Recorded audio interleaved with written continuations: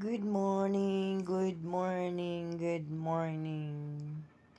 Magluto sariya na sa tiani guys. Mao ni ang among pamahaw. Gisahon sa nako ni mga panakot kay ganina ra ni natak-ang.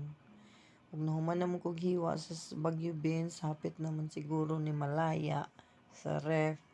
Ato na ning utanon ug nahunahunaan ako nga naa man day may tuna nga century tuna.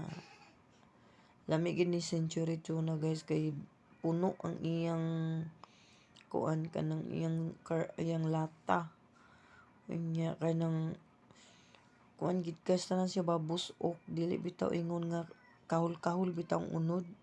Sulit gid ang imong gibayad sa tuna. Kaya kung gusto niyo magtuna, century tuna.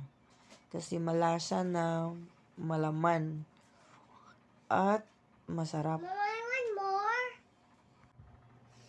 At masustansya kasi isda talaga siya, tuna. Kaya century tuna. Ano natin yan, palutuin muna natin ng gulay. Yung Bagyo Beans. Kadalasan kasi pagluto ng tuna, igigisa mo lang siya. Yun na.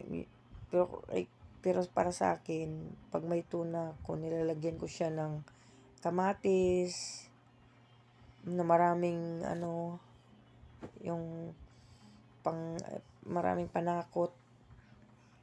Pero ngayon, may Bagyo Beans kasi kami. Kaya nilagyan ko siya ng Bagyo Beans para maiba naman. Kasi iba kasi yung puro.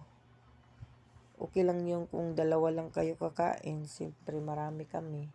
Kaya ayan, nilagyan ko siya ng Bagyo Beans na gulay.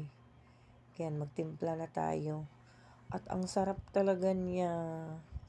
Binoise over ko talaga to kasi yung nag-music yung kapitbahay namin. At mahirap naman din natin sawayin na tahimik mo muna yung music nyo kasi magluluto ako. Di ba tayo na lang ang mag-adjust. Kaya binoise over ko siya. Kaya ito malapit na ito maluto. At ang sarap, naubos talaga siya.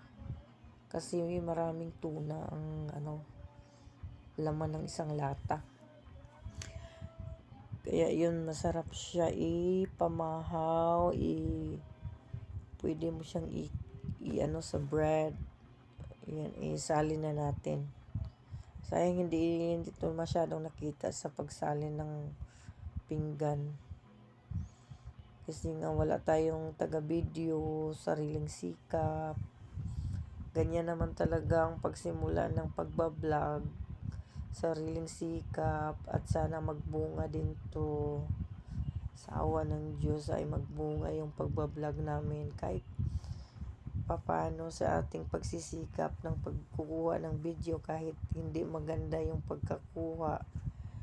Ayan, finished product na luto na.